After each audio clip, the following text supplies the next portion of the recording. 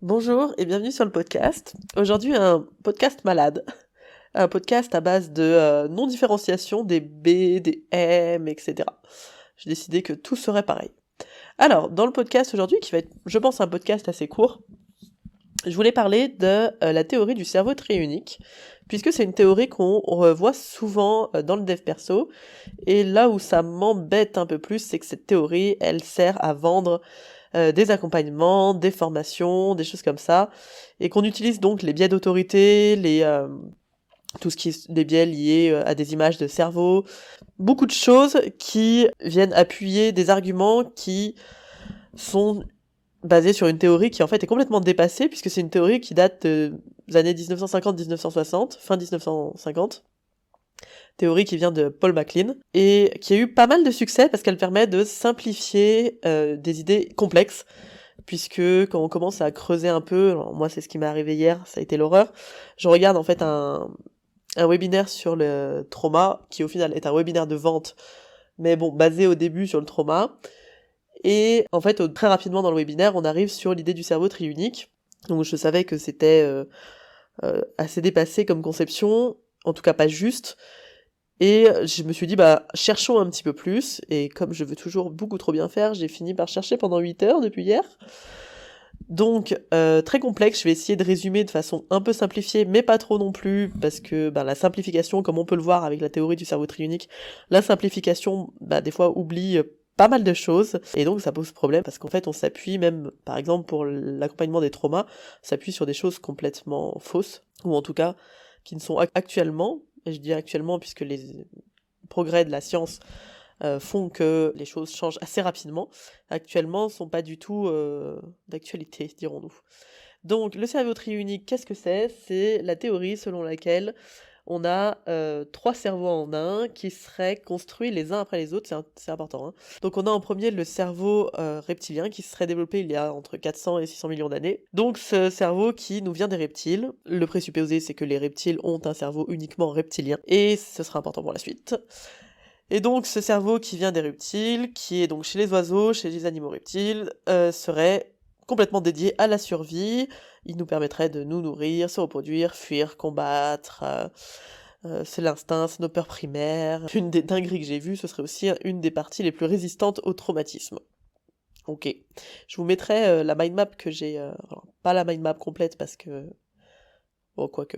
Je vous mettrai la mind map que j'ai utilisée pour prendre des notes, ainsi que tous les liens des vidéos que j'ai vues, des articles que j'ai lus, etc., etc. Dans les notes, donc, du podcast, comme d'habitude. Donc, premier cerveau, le cerveau reptilien, qui, je sais pas si vous voyez un petit peu l'image, qui, du coup, correspond au tronc cérébral. Alors, c'est assez compliqué, quand on regarde des images du cerveau triunique, en fait, personne n'y a jamais... il n'y a jamais le nom des structures qu'il y a dedans. C'est-à-dire qu'on pose néocortex, limbique, reptilien, on dit à quoi ça sert, mais il n'y a plus rien qui n'existe dedans. Il n'y a plus d'air, de broca, de machin, ça n'existe plus tout ça. Donc, on a notre cerveau reptilien, le premier né. Et puis, par-dessus, c'est construit un autre cerveau, limbique, ou paléomammalien, qui lui donc serait chez les mammifères, et serait le siège de nos émotions, qui sera apparu il y a 60 millions d'années. Alors, toutes les émotions, alors il peut être divisé en deux cerveaux, le paléolimbique et le néolimbique.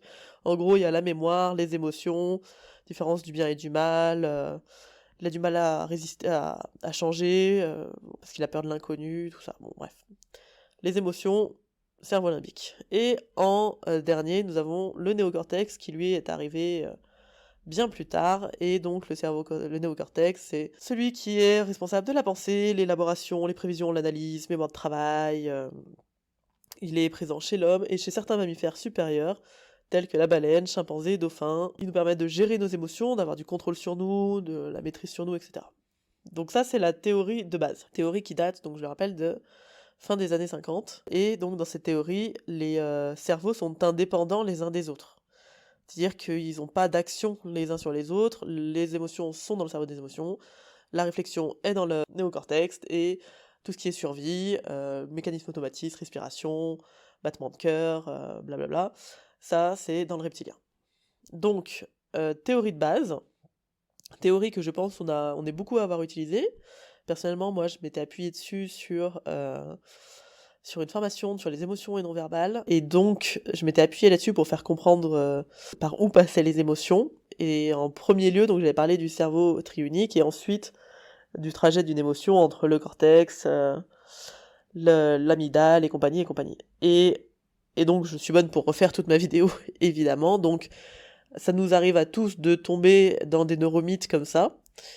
Le problème, souvent, c'est que on va pas appeler ça une théorie, on va dire que c'est comme ça et que c'est tout, quoi. C'est scientifique, c'est comme ça et c'est tout. On y reviendra, mais ça, c'est mon problème principal quand c'est évoqué. Donc, on tombe tous dedans. L'important, c'est d'aller faire quelques recherches, de remettre en question, d'écouter d'autres personnes, d'aller à l'encontre de ce qu'on pense à la base, ce qui n'est pas facile. En effet, avec tous nos biais de confirmation et compagnie. Donc, cette théorie, elle a été remise en question, déjà avec l'arrivée de l'IRM. Ça a quand même bien aidé pour voir les structures et puis ce qui se passait un petit peu dans le cerveau. Et il y a plusieurs choses qui remettent en question cette théorie, notamment, ça part du principe donc que chez les reptiles, ils n'auraient qu'un cerveau reptilien, et ils n'ont pas qu'un cerveau reptilien, ils ont aussi un système limbique, et ils ont aussi un cortex appelé pallium. Ils ont des comportements maternels, les oiseaux ont un instinct de protection, ils apprennent des chants, entre oiseaux ils s'apprennent des chants, ils savent construire des nids, donc ils ont de la mémoire. Donc, à partir de ce moment-là, on peut pas dire que chez les reptiles et les oiseaux, il y aurait qu'un cerveau reptilien. Il y a les mêmes structures, en fait, de partout. Toutes les structures dont on a parlé, cortex et compagnie, sont présentes à des niveaux différents et avec un développement différent chez les vertébrés. Donc on a des structures fondamentales qui sont le tronc cérébral, le cervelet, le système limbique, qui est à base donc d'amygdale, hippocampe, fornix, thalamus, hypothalamus pour ceux qui kiffent les mots compliqués, et le cortex qui est divisé en 2 hémisphères avec 4 lobes chacun, chez nous, occipital, pariétal, temporal, frontal, voilà un cerveau.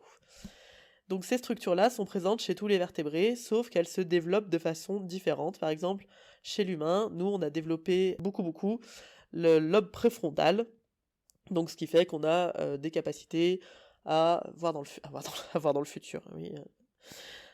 Arrêtons la médiumnité, à planifier, à anticiper, de la pensée abstraite, du raisonnement, on a des choses un peu complexes. On a aussi plus de circonvolution que les autres animaux. Donc, mais ça s'est développé en fait. Plus, c'est cette partie qui s'est développée. Chez d'autres animaux, ils auront plus développé la vision, ou l'ouïe, ou des choses comme ça. Donc on a juste tous les mêmes structures fondamentales, chez les vertébrés en tout cas, et elles se sont développées différemment. Donc, ça amène aussi l'idée que ça ne s'est pas développé les uns à la suite des autres. C'est pas, il n'y a pas eu un cerveau reptilien et ensuite un cerveau limbique et ensuite un néocortex, non. Elles sont toutes présentes, et on le voit assez rapidement quand on fait quelques recherches sur le développement du cerveau chez le bébé et chez le fœtus. Ça se développe déjà très très vite. Alors, ça met très longtemps à se développer complètement, hein. Il me semble que c'est jusqu'à 29 ans, je crois, que le cerveau continue à se développer. Mais très rapidement, les structures se mettent en place, et en fait, à la naissance, on a déjà toutes les structures qui sont présentes, néocortex et compagnie. Elles vont être modifiées, elles vont s'améliorer, elles vont se compléter avec les événements, avec ce qui se passe et tout, mais à la base, on est quand même bien câblé, quoi. Donc il n'y a pas eu de reptilien qui s'est développé il y a 400 millions d'années, de néocortex il y a 20 millions d'années, je sais pas combien, ou de limbique il y a 60 millions d'années. Ça, c'était pas possible. Donc voilà les principales nouveautés en termes neurosciences. Et aussi, on peut ajouter l'interdépendance, c'est-à-dire qu'il n'y a pas de structure qui est complètement spécifique aux émotions. Alors, on a le système limbique qui en effet s'occupe beaucoup des émotions et de la mémoire, mais ça interagit aussi avec le cortex. Donc elles interagissent les unes entre elles, et elles ont une action les unes sur les autres. Quand je dis qu'il n'y a pas de structure spécifique, c'est qu'il n'y a pas de structure qui serait... Je veux dire, les émotions ne passent pas du tout dans le cortex. Ben non, si. Si, il y a un moment, ça se discute entre eux pour pouvoir avoir une action sur les émotions. Alors on va retrouver une notion de Kahneman, de système 1, système 2, très intéressant d'ailleurs si vous voulez aller plus loin là-dessus. Donc la question qu'on pourrait se poser, c'est pourquoi est-ce qu'on a retenu finalement cette idée du cerveau triunique, et elle a fait encore les beaux jours finalement dans les choses qu'on peut voir, que ce soit sur les réseaux, que ce soit dans des articles, même dans des manuels de psycho. ça a encore de beaux jours devant soi. Ça a été développé à un moment aussi où beaucoup de choses qui se passaient, et puis il y avait encore une grosse pensée freudienne sur le ça, le moi, le surmoi, la deuxième topique de Freud. Ça va un petit peu dans ce sens-là de trois parties en nous. Ça vient valider des théories de l'époque. Ça pourrait être une des explications du fait que ce soit resté assez d'actualité. Ce qui est intéressant à voir pour moi, c'est que on s'en sert maintenant d'une façon.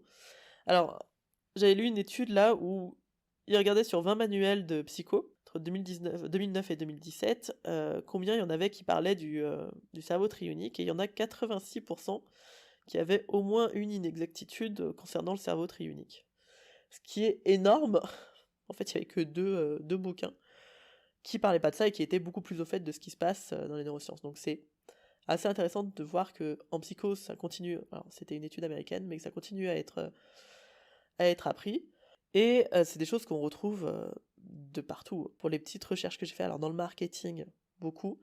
Le marketing où il faut aller parler à notre cerveau reptilien pour parler à nos peurs, nous vendre de la peur pour qu'on ait envie de survivre, et donc activer nos émotions après dans le cerveau limbique pour qu'on achète vite. Alors ça, c'est des grandes théories du marketing, mais plus embêtant pour moi, parce que bon, le marketing après, on sait s'en prémunir. Plus embêtant pour moi, on a beaucoup dans le dev perso. Donc alors on a déjà des bouquins, hein, comment apprivoiser son crocodile. T'as vu un peu le truc pour parler de son cerveau reptilien. Donc on a 2 bouquins qui sont plutôt bien sur comment apprivoiser son crocodile. Et puis il y a des dingueries de David Lefrançois, coach assez connu en France, je pense. Peut-être pas des hypnos, parce qu'on n'a pas tous les mêmes références, mais en coaching, enfin en tout cas dans les coachs, c'est il est pas mal connu, il a 109 000 abonnés quand même sur YouTube. Et lui, il nous sort des vidéos de dinguerie avec des niveaux de conscience limbique, reptilien ou cortical qu'on pourrait faire évoluer suivant ce qu'on fait. On a encore mieux, après c'est Synapse, qui là nous fait une beauté avec une vidéo incroyable sur quelle technique va marcher sur quel type de cerveau. Donc on a, par exemple, vous apprendrez que la PNL va avoir un gros impact sur le cerveau limbique et sur le cerveau reptilien, mais ça dépend de ce que vous faites, parce que si vous faites des ancrages, par exemple, eh bien ce sera plus sur le cerveau reptilien. L'hypnose n'ira pas très profondément, sauf, vous pouvez atteindre le cerveau reptilien si vous avez des états de transe 7, 8, 9, coma hypnotique, des choses comme ça. Donc en fait, suivant la technique, le DNR, il y aura une action sur le cerveau reptilien, mais tout ce qui est psychanalyse et analyse transactionnelle, c'est facile, il y a les mots analyse dedans. Alors on aura très bien compris que ça n'a une action uniquement sur le cortex, et comme rien n'est relié entre soi, si on a une action sur le cortex, évidemment que nous n'aurons pas d'action sur les émotions, ça me paraît d'une évidence, j'enfonce des portes ouvertes. Là, l'analyse transactionnelle et psychanalyse, c'est bien, mais que si vous voulez rester dans le mental finalement, alors là on va retrouver toutes nos bullshitteries du mental et de l'inconscient et du conscient, mais on y viendra, je pense, dans d'autres podcasts. Donc on a des grandes vidéos qui nous expliquent ça. On a du travail sur les traumas, par exemple, la théorie que le trauma, il est dans le reptilien et que donc on ne peut absolument rien faire soi-même pour gérer son trauma ou pour vivre avec ou quoi que ce soit. On n'y peut rien, il faut que quelqu'un d'autre vienne travailler sur notre trauma. Puisque nous sommes complètement non responsables et on déresponsabilise donc complètement notre client, dans le sens pas victime, responsabilité, c'est ta faute, dans le sens tu n'as pas de pouvoir d'action là-dessus, donc il faut qu'il y ait quelqu'un d'autre qui vienne agir avec une technique sur ton cerveau reptilien pour lui dire hey, tranquille, ça va bien se passer, et là l'accompagnant est dans la toute puissance à fond et puis le client est dans la passivité à fond, tout ce qu'on aime du côté de chez Swan. Moi ça me pose problème personnellement. On va dire, ah, chiante, Anna, elle est malade. En plus, elle a la voix cassée et de quoi elle s'énerve. Mais ça me pose problème parce qu'en fait, on utilise donc des théories dépassées pour vendre des dingueries qui peut-être marchent, qui peut-être ne marchent pas, j'en sais rien. Moi, la PNL, j'étais une grande fan, donc c'est pas... Je vais pas dire que la PNL ne marche pas, c'est juste que c'est pas parce que ça marche que ça agit sur tel ou tel cerveau, en fait. On va pas confondre la cause et l'effet. Il y a plein de choses qui peuvent faire qu'un accompagnement ou une thérapie marche ou pas. Et voilà, ce qui me pose problème, moi, c'est que sous couvert de gros biais d'autorité, parce qu'on parle de neurosciences, et qu'on en est même à dire, ouais, non, mais c'est des neurosciences, donc, en gros, ferme ta gueule, c'est des neurosciences, les scientifiques savent mieux que nous, donc forcément on a raison. Je suis pas d'accord avec ça, et lutte contre la désinformation, même si j'en ai sûrement fait aussi.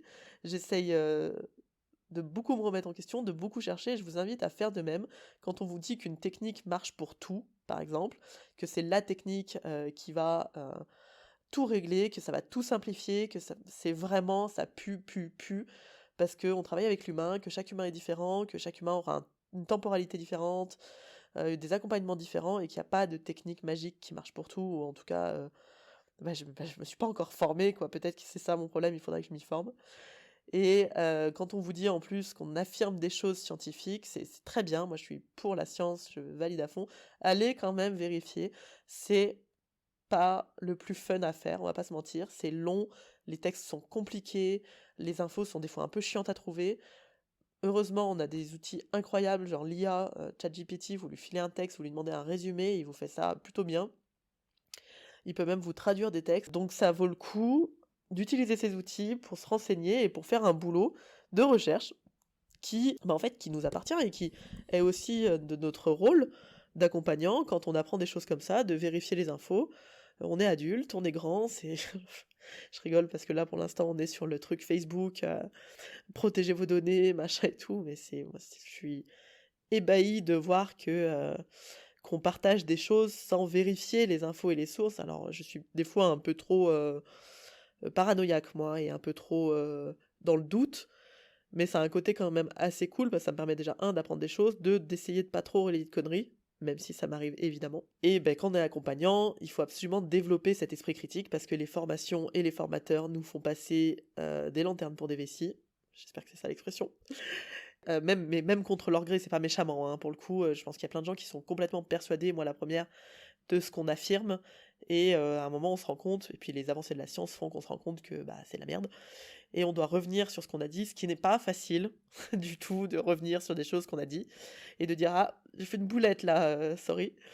Donc faites vos propres recherches, vérifiez, et surtout quand on commence à vous vendre de la formation suite à des trucs un peu marketing du genre il faut absolument se former là-dessus parce que sinon vous serez nul sur le trauma, sur le machin, sur le truc, ou alors il faut absolument cette technique pour toucher au cerveau reptilien, sinon les personnes que vous accompagnez, vous aurez beau tout faire, rien ne changera, mais enfin non, hein. Non. Donc be careful, je fais du mix d'anglais-français maintenant, c'est comme ça. Et puis voilà, je vous mets les notes, alors les notes vous verrez sont plus larges, plus larges et plus bordéliques pour le coup. Cette fois j'ai moins organisé que d'autres podcasts quand je fais des interviews. Donc les notes sont plus larges, plus bordéliques que ce que je vous dis là. J'espère que c'est organisé. Donc il y a les sources aussi, des différents articles et compagnie, puis il y a des sources sur le développement du cerveau embryonnaire. Et puis voilà. Je vous souhaite à toutes et à tous une bonne journée, prenez soin de vous.